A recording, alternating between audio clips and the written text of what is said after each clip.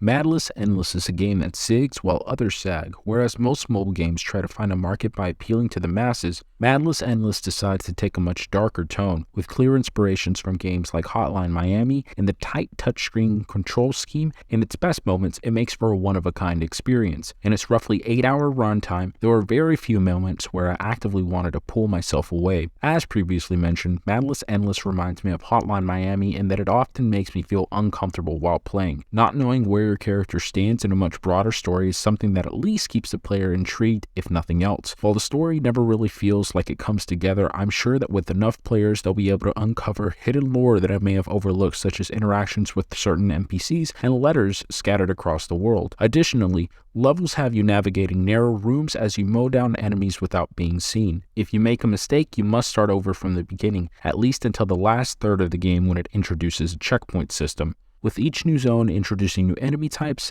each of which have their own different behaviors and field of vision, keeping the players constantly tested and on their toes. The following set of complaints can come across as a bit nitpicky, but that just attests to what the game manages to pull off. The first one is that while the combat controls are tight, the navigation within dungeons are not. Given that your character is often attached to a wall, the joystick function can sometimes be a little bit disorienting. This led to a few of my deaths, especially in moments where the enemies would be facing the door as soon as it opened. The second was that the first open dialogue section of the game had me a bit confused, where I was walking aimlessly for about 8 minutes before I realized that I had to interact with people by pressing the ellipses above their head. The last was that there were a couple of enemies that had me stumped. The first was the first boss. I didn't know if it was just me, but I didn't realize that I was able to attack it once I got rid of its defenses for a lot longer than I'd like to admit. The second enemy was near the end of the game. I was able to kill it the correct way, however, I found it inconsistent and opted for a more convenient solution. All in all, Madless Endless was not a game that I expected to enjoy as much as I did. Given its price tag of $3.99, it was well worth the price of admission. Furthermore,